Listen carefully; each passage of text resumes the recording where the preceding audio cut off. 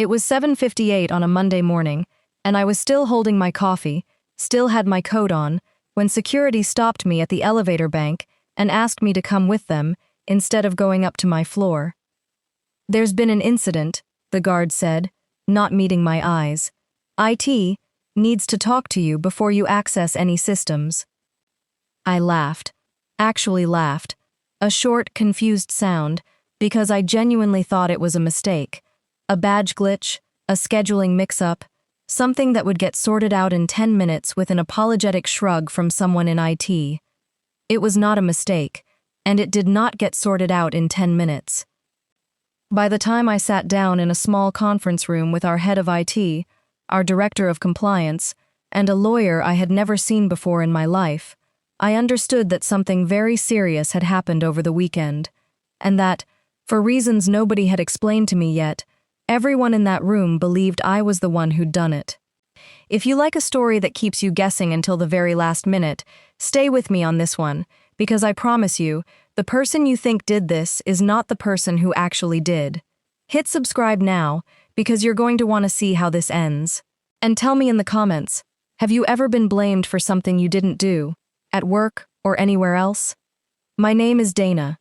I was 34, a senior account strategist at a mid-size marketing analytics firm, 6 years in, generally well-liked, generally trusted with the kind of client data most people never get anywhere near. Here's what I was told, sitting in that conference room, before I'd even taken my coat off. Sometime late Saturday night, someone had used a set of valid login credentials to access our most sensitive client database, a full archive of campaign performance data, contract terms, and internal margin calculations for our 12 largest accounts, and exported nearly all of it to an external drive. The credentials used to access that database belonged to me. I wasn't anywhere near a computer Saturday night, I said, and it was true. I'd been at my sister's birthday dinner until almost 11, then home, asleep by midnight. I can prove that. Phone records, my sister, a dozen witnesses. The compliance director, a careful, unreadable woman named Sylvia, nodded slowly. "We're not accusing you of anything yet. We're investigating. But until we understand exactly what happened, we need to restrict your system access and ask you to work from a temporary guest login." Yet, that word sat in my stomach the rest of the day like a stone. By Tuesday, word had moved through the office the way it always does. Not officially, never officially, just a shift in how people looked at me in the break room, a couple of meetings I wasn't looped into anymore, a slightly too careful politeness from people I used to eat lunch with every single day.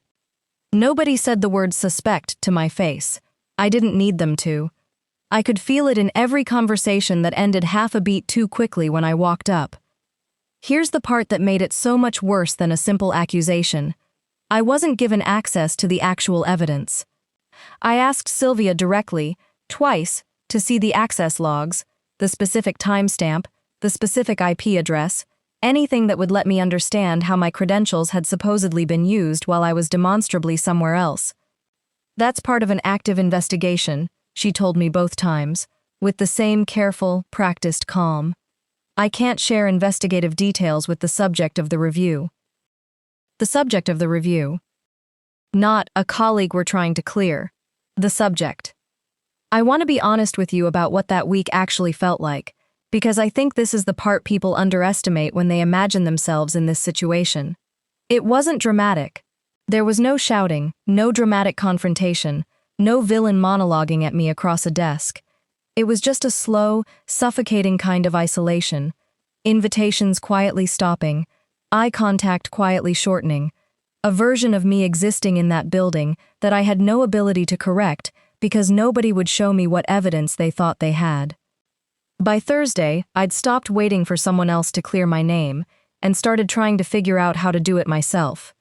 I called my best friend at the company, a data analyst named Priya, whom I trusted more than almost anyone in that building, and who had access to systems I currently didn't.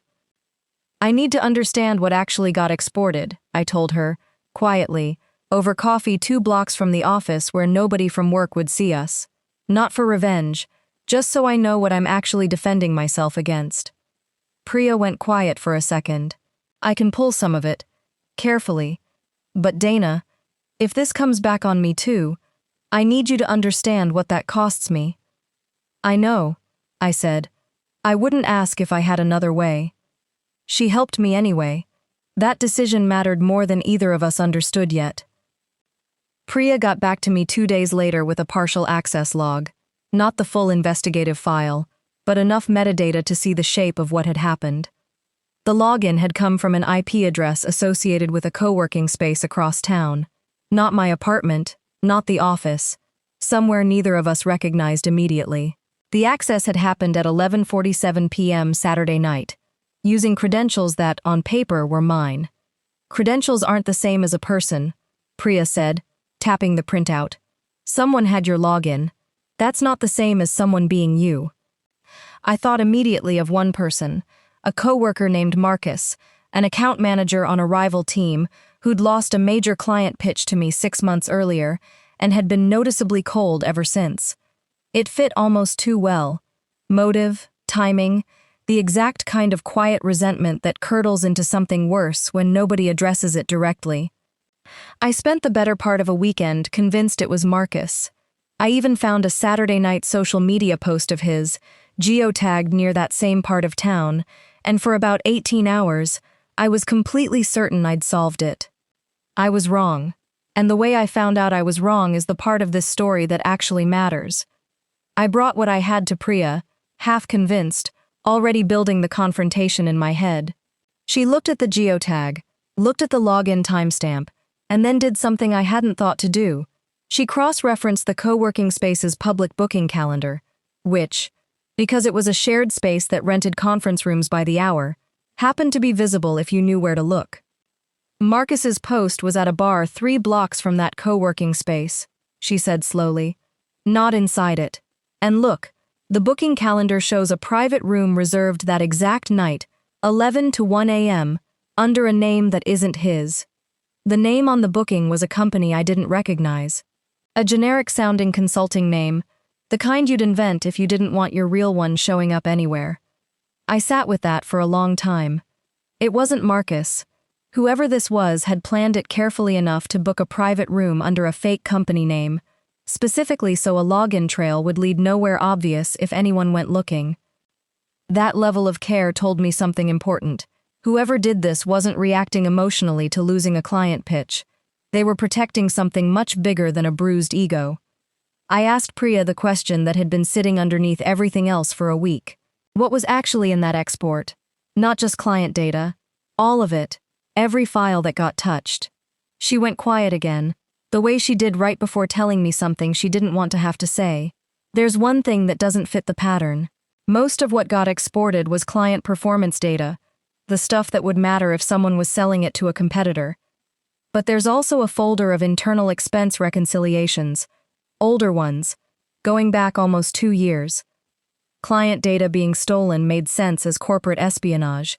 2-year-old expense reconciliations made no sense at all, unless somebody needed those specific files gone, or needed the theft of everything around them to look big enough that nobody would notice one small folder buried in the middle of it. I want to tell you honestly that it took me longer than it should have to see what was right in front of me, because the person it pointed to was someone I trusted completely, someone who had actually been kind to me during the worst week of this entire ordeal. It was Sylvia, our compliance director, the person running the investigation into me. Here's how I finally saw it. Sylvia was the only person in that building with both the authority to control what evidence I was allowed to see and unsupervised access to the exact folder structure where those 2-year-old expense reconciliations lived, because compliance review of expenses was, on paper, her job. I went back through everything with fresh eyes. It was Sylvia who had insisted, both times I asked, that I couldn't see the actual logs. It was Sylvia who had quietly restricted my access before anyone had even confirmed what had actually happened. It was Sylvia who kept using that word. Subject of the review. With a kind of practiced ease that, I now realized, sounded less like careful process and more like someone controlling a narrative from the inside. I asked Priya to check one more thing, whether Sylvia had any documented connection to that generic consulting name on the booking calendar. It took her 4 days. What she found wasn't a smoking gun. Not exactly, but it was close enough. The consulting name on the booking matched a business registration filed 18 months earlier, listing a home address that, according to public property records, belonged to Sylvia's brother. I sat with that for a long time before I let myself believe it. Here's the twist underneath the twist, the part I didn't understand until I finally saw the whole shape of it. Sylvia hadn't stolen client data because she wanted to sell it to a competitor. The client data theft was cover, a distraction big enough and scandalous enough that it would consume the entire investigation, while the real target, buried quietly in the middle of the export, was 2 years of expense reconciliations that Sylvia herself had been slowly falsifying. She'd been running small, careful reimbursement fraud through her brother's shell consulting company for almost 2 years, invoices for compliance training services that never actually happened, paid out of a budget line few people ever audited closely because it fell, conveniently, under her own department's oversight. She needed those old files gone, permanently, in a way that wouldn't draw attention to the files themselves. So she manufactured a much bigger, much scarier crisis: client data theft, the kind of breach that makes lawyers and executives panic and move fast, timed specifically for a weekend when my credentials happened to still be active on an older system she knew, from her own compliance reviews, hadn't been properly deactivated after a recent software migration. I was never the target of a personal vendetta.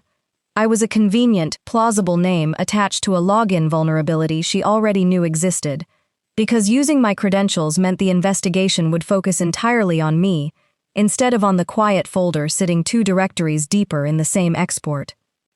I sat in my apartment the night I finally understood all of it, staring at a spreadsheet Priya and I had built together. Dates, invoice numbers, the shell company's registration, the co-working space booking, and I felt something shift from fear into something much steadier. Not triumph yet, just clarity, the specific, cold kind that comes right before you decide exactly what to do with it. I didn't confront Sylvia directly.